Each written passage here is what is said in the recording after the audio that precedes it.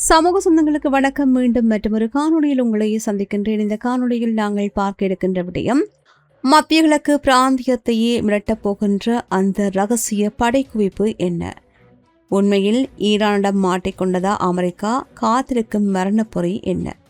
இவை பற்றித்தான் இந்த காணொலியில் விரிவாக பார்க்க இருக்கின்றோம். வாங்க காணொலிக்குள் போகலாம். மத்திய கிழக்கு பிராந்தியத்தில் கடந்த சில தசாப்தங்களாக நீடித்து வரும் புவிசார் அரசியல் பதட்டம் தற்போது மீண்டும் ஒரு புதிய மற்றும் ஆபத்தான கட்டத்தை எட்டியுள்ளது. பாதுகாப்பு விவகார ஆய்வாளர் மைக்கேல் ஸ்டீவன்ஸ் வெளியிட்டுள்ள சமீபத்திய தகவல்களின்படி, அமெரிக்கா மத்திய கிழக்கு பிராந்தியத்தில் தனது கூடுதல் ராணுவ பணியாளர்களை ரகசியமாக திரட்டி வருவதாக கூறப்படுகின்றது. ஈரானுடனான மோதல் போக்கு ஒரு தெளிவான வெற்றியோ அல்ல தோல்வியோ இன்றி நீண்டகால முட்டுக்கட்டை நிலையில் நீடித்து வரும் சூழலில் அமெரிக்காவின் இந்த அதிரடி நகர்வு உற்றுநோக்கப்படுகின்றது. அமெரிக்க விமானப்படையைச் சேர்ந்த சில குறிப்பிட்ட பிரிவுகள் மற்றும் பணியாளர்கள் மத்திய கிழக்கு பிராந்தியத்திற்கு அனுப்பப்படுவதற்காக அழைக்கப்பட்டுள்ளதாகவே புலனாய்வு அறிக்கைகள் கோருகின்றன. இது வெறுமனே வழக்கமான சுழற்சி முறை அல்லாமல் ஒரு திட்டமிட்ட ராணுவ குவிப்பிற்கான அறிகுறி என்பதை ஆய்வாளர்கள் சுட்டிக்காட்டுகின்றார்கள். வெளியாகும் செய்திகளின் உண்மைத்தன்மையை ஆராய்கின்ற நிலையில் ஆய்வாளர் மைக்கேல் ஸ்டீவன்ஸ் மற்றும் பல்வேறு புலனாய்வு அமைப்புகளின் தரவுகளை ஒப்பிட்டு பார்க்கின்ற போது இந்த ராணுவ குவிப்பு செய்தி முற்றிலும் உண்மை மற்றும் தர்க்க ரீதியானது என்ற முடிவிற்கே வர முடிகின்றது. அமெரிக்கா தனது தரைப்படைகளை நேரடியாக களமிறக்குவதற்கு முன்பாக எப்போதுமே வான்வெளி ஆதிக்கத்தை நிலைநிறுத்துவதே விரும்பும். விமானப்படை பணியாளர்கள் ரகசியமாக அழைக்கப்பட்டுள்ளார்கள் என்ற தகவல் அமெரிக்கா ஏதோ ஒரு வான்வெளி தாக்குதல்களுக்கோ அல்லது பாதுகாப்பு அரணை பலப்படுத்துவதற்கோ தயாராகின்றது என்பதையே உறுதிப்படுத்துகின்றது. பொதுவாக அமெரிக்கா போன்ற வல்லரசு நாடுகள் தங்களின் பெரிய அளவிலான ராணுவ நகர்வுகளை ஊடகங்களுக்கு அதிகாரப்பூர்வமாக அறிவித்தே செய்யும். ஆனால் இந்த முறை ரகசிய குவிப்பு என்ற சொல் பயன்படுத்தப்படுவதற்கான காரணம், ஈரானை உஷார்படுத்தாமல் இருப்பது மற்றும் பிராந்தியத்தில் உள்ள பிற நாடுகளுக்கு, உதாரணமாக வளைகுடா நாடுகளுக்கு தேவையற்ற அரசியல் அழுத்தங்களை ஏற்படுத்தாமல் தவிர்ப்பதாகும். கூடுதல் படைகளை அமெரிக்கா எந்த ஒரு குறிப்பிட்ட நோக்கத்திற்காக குவிக்கின்றது என்பதை இன்னும் அதிகாரப்பூர்வமாக தெளிவாக தெரியவில்லை. எனினும் பாதுகாப்பு வல்லுநர்கள் இதன் பின்னணியில் இரண்டு முக்கிய சாத்தியக்கூறுகளை முன்வைக்கின்றார்கள். ஈரான் அல்லது அதன் ஆதரவு பெற்ற ஆயுத குழுக்கள் பிராந்தியத்தில் உள்ள அமெரிக்க ராணுவ தளங்கள் மீது தாக்குதல் நடத்தக்கூடும் என்ற அச்சுறுத்தல் எப்போதுமே உள்ளது. எனவே தற்போதுள்ள பாதுகாப்பு ஏற்பாடுகளை மேலும் பலப்படுத்த இந்த கூடுதல் பணியாளர்கள் பயன்படுத்தப்படலாம். அடுத்து, ஈரானுக்கு ஒரு மறைமுக எச்சரிக்கை விடுப்பதற்கும் தேவைப்பட்டால் உடனடி வான்வழி பதிலடி தாக்குதல்களை நடத்துவதற்கும் தேவையான உள்கட்டமைப்பை தயார் நிலையில் வைப்பது அமெரிக்காவின் நோக்கமாக இருக்கலாம். இந்நிலையில் அமெரிக்காவால் ஈரானை முழுமையாக ஆக்கிரமிக்க முடியுமா, இது சாத்தியமா இல்லையா என்ற கேள்விகளும் எழுகின்றது.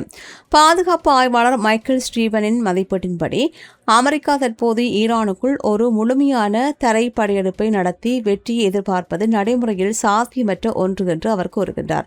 இதற்கான காரணங்களாக அவர் பின்வரும் விடயங்களை கூறுகின்றார். ஒன்று, புவியியல் சவால். அதாவது, ஈரான் பரந்த மலைப்பகுதிகளையும் கரடுமுரடான நிலப்பரப்பையும் கொண்டது. ஆப்கானிஸ்தான், ஈராக் விடயங்களை விட தரைப்படை நகர்வு இங்கு பல மடங்கு கடினம் என்று அவர் கூறுகின்றார். இரண்டாவது, ஈரானின் ராணுவ பலம். ஈரான் சக்தி வாய்ந்த ஏவுகணை உள்கட்டமைப்பை மற்றும் அதிநவீன ட்ரோன் தொழில்நுட்பத்தை கொண்டுள்ளது. அமெரிக்காவின் கடற்படை மற்றும் வளைகுடா தளங்கள் ஈரானின் நீரடி ஏவுகணை எல்லைக்குள் வருகின்றன. மத்திய கிழக்கு பிராந்தியத்தில் கட்டார், பஹ்ரைன், குவைத், ஐக்கிய அரபு அமீரகம், சவுதி அரேபியா, ஈராக் மற்றும் சிரியா ஆகிய நாடுகளில் அமெரிக்காவின் முக்கிய ராணுவ தளங்கள் அமைந்துள்ளன. ஈரானின் ஏவுகணை மற்றும் ட்ரோன் பலம் இவற்றுக்கு மூன்று முக்கிய அச்சுறுத்தல்களை ஏற்படுத்துகின்றது. அதாவது, அமெரிக்காவின் பெட்ரியாட் ஏவுகணை பாதுகாப்பு அமைப்புகள் மிகவும் சிறந்தவை என்றாலும் அவற்றுக்கு ஒரு குறிப்பிட்ட வரம்பு உள்ளது.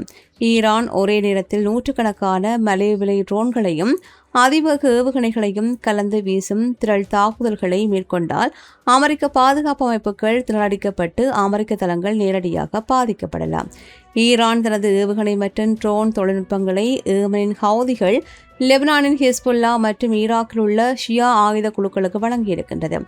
இதனால் ஈரான் நேரடியாக போரில் ஈடுபடாமல் இந்த குழுக்கள் மூலம் சிரியா மற்றும் ஈராக்கில் உள்ள அமெரிக்க தளங்கள் மீது எப்போது வேண்டுமானாலும் திடீர் தாக்குதல்களை நடத்த முடியும். உலக கச்சா எண்ணெய் விநியோகத்தில் 5 பங்கு செல்கின்ற பாதையான ஹார்மோஸ் நீரிணைக்கு மிக அருகில் ஈரானின் ஏவுகணை தளங்கள் உள்ளன. அமெரிக்காவுடன் போர் மூண்டால் ஈரான் தனது கப்பல் எதிர்ப்பு ஏவுகணை மற்றும் ட்ரோன்கள் மூலம் இந்த பாதையை முழுமையாக முடக்கும். இது பிராந்தியத்தில் உள்ள அமெரிக்க கடற்படைக்கு மிகப்பெரிய சவாலாக மாறும். ஈரானின் வான்வழி தாக்குதல் பலம் என்பது அமெரிக்காவை விட பெரியது அல்ல என்றாலும் பிராந்தியத்தில் உள்ள அமெரிக்க தளங்களுக்கும் அதன் நட்பு நாடுகளுக்கும் ஈடுகட்ட முடியாத சேதத்தை விளைவிக்கக்கூடிய அளவிற்கு அது போதுமானது என்கின்றார்கள் ஆய்வாளர்கள். இதனால் தான் அமெரிக்கா ஈரானுக்கு எதிராக ஒரு முழுமையான தரைவழி போரை தொடங்க தயங்குகின்றது மற்றும் தற்காப்பு உத்திகளுக்கு மட்டும் முக்கியத்துவம் அளிப்பதாக கூறப்படுகின்றது. ஈராக், ஆப்கானிஸ்தானை விட ஈரான் பரப்பளவிலும் மக்கள் தொகையிலும் மிகப்பெரிய நாடு. முழுமையான கட்டுக்குள் கொண்டுவர லட்சக்கணக்கான தரைப்படை வீரர்கள் தேவை. இது அமெரிக்காவிற்கு சாத்தியமில்லை என்று கூறுகின்றார்கள் ஆய்வாளர்கள். குறிப்பாக லெபனான், ஹிஸ்புல்லா, ஏமன் மற்றும் ஈராக்கிய குழுக்கள் ஈரானின் கூட்டாளிகள் என்பதால் அமெரிக்கா ஈரானை தாக்கினால் ஒட்டுமொத்த மத்திய கிழக்கும் போர்க்குளமாக மாறும். எண்ணெய் விநியோகம் முடங்கும். எனவே ஈரானுக்குள் அமெரிக்க தரைப்படையை அனுப்பி ஆக்கிரமிப்பு செய்ய முயல்வது என்பது அமெரிக்காவிற்கு பொருளாதார ரீதியாகவும் இராணுவ ரீதியாகவும் பெரும் பின்னடைவை ஏற்படுத்தும். இதனை அமெரிக்கா நன்கு அறியும் என்பதால் முழுமையான திரைப்பட எடுப்பு சாத்தியமில்லை என்கின்றார்கள் நிபுணர்கள். டொனால்ட் ட்ரம்ப் தலைமையிலான அமெரிக்க நிர்வாகம் எப்போதும் ஈரானுக்கு எதிராக கடுமையான அதிகபட்ச அழுத்தம் என்ற கொள்கையை கடைபிடித்து வருகின்றது.